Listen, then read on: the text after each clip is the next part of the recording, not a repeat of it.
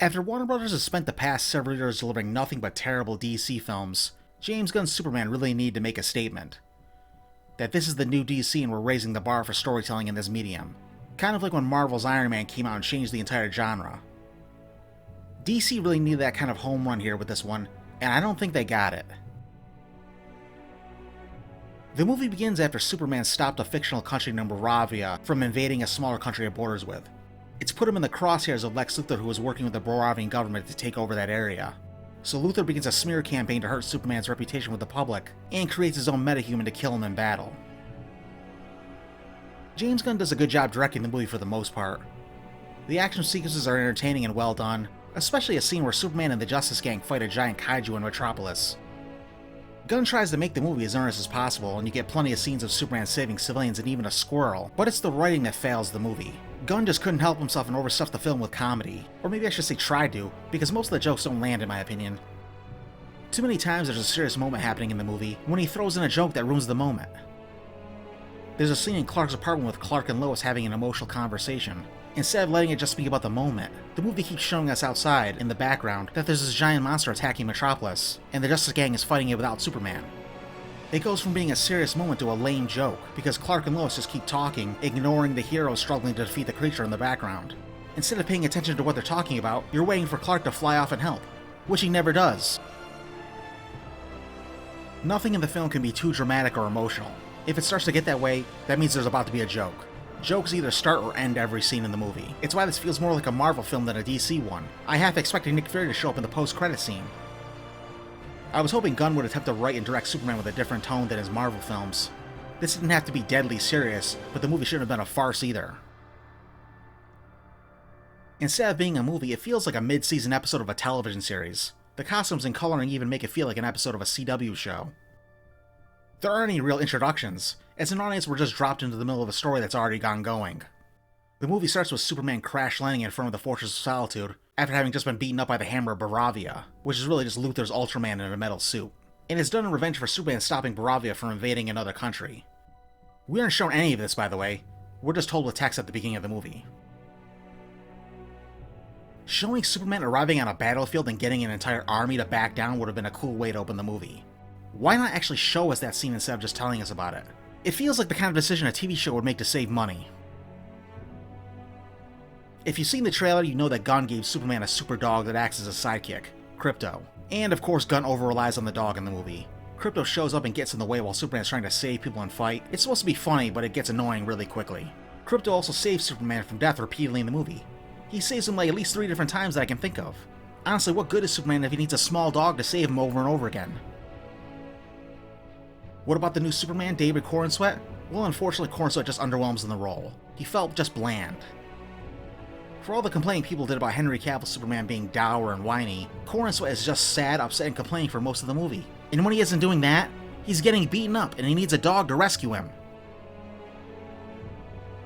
Rachel Brosnahan's Lois Lane feels like most of her role got left on the cutting room floor. The scene she does have, she almost comes off like more of a pain in the to Clark than his girlfriend. She's second-guessing him and doubting him instead of supporting him. You can tell this movie had a lot cut out of it. Other than Jimmy Olsen, all the Daily Planet characters are barely in the movie. Jimmy Olsen might even have more screen time than Lois does. The biggest mistake that the movie makes might be the changes to Superman's lore. It's revealed that instead of being sent to help humankind, Superman's biological parents, Jor-El and Glaera, actually send him to Earth to rule it and take as many wives as possible. It's awful. It's completely against who these characters are. It's like changing Batman's backstory. What if instead of Bruce Wayne's parents getting killed by a street mucker, his father turned out to be a serial killer and killed Bruce's mother? It completely changes the foundation of the character. The movie does have some highlights though. The first is Nathan Fillion as Guy Gardner. He's a member of the Justice Gang with Hawkgirl and Mr. Terrific. Every scene with him was money. He made Green Lantern cooler and more likable than Ryan Reynolds ever did. Yes, I'm aware they played different characters, but Fillion put some respect back on Green Lantern's name. He's so good that at 54 years old, Fillion might have turned himself into a movie star finally. The other bright spot was Nicholas Hoult as Lex Luthor. Hoult steals pretty much every scene he's in. His Luthor is just dripping with hatred for Superman. He has scenes where he's giving instructions to his flunkies, and he looks like he could explode at any moment. He commands his screen and acts circles around Corenswet in the scenes they have together. It actually makes me wonder what Hoult's version of Superman would have been like. Let's talk about the ending now. So we're heading into slight spoiler territory, so be warned. I remember when Zack Snyder's Man of Steel came out and the massive amount of destruction in the third act was pretty divisive among fans, but for all the people who complained about the end of Man of Steel and how that wasn't Superman, this movie has way more destruction in it and way more people here would have died than at the end of Snyder's film. We're talking hundreds of thousands of people dead, at least. You have skyscraper after skyscraper falling over like dominoes. A black hole tears Metropolis in half, and anything that falls in is dead. The movie tries to make a big deal out of Superman saving one lady in a car from a falling skyscraper. The movie treats it like a big hero moment, even though it ignores the fact that the destroyed building Superman is holding up probably has thousands of dead people in it, and the building was also like the third or fourth in a row that fell over before Superman caught it.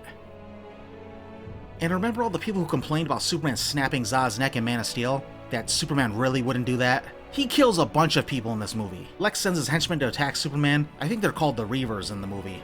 Superman's spinning them in the air, he's tossing them around, he uses his heat vision on them. These aren't metahumans either, they're just regular people inside of metal suits. There's no way that some of them, if not most of them, didn't die. After this, either Gunn needs to get as much criticism as Zack Snyder did, or people need to get off of Snyder's back. Superman is probably my least favorite James Gunn film. The movie can be entertaining at points, but it has too many problems and feels like a misfire instead of a triumph. Nick Holt's Lex Luthor and Nathan Fillion's Guy Gardner were enough that I'm interested in seeing where the universe goes next. I wouldn't be surprised if Gunn announces he's making a Batman-Superman World's Finest movie next, especially if this underperforms.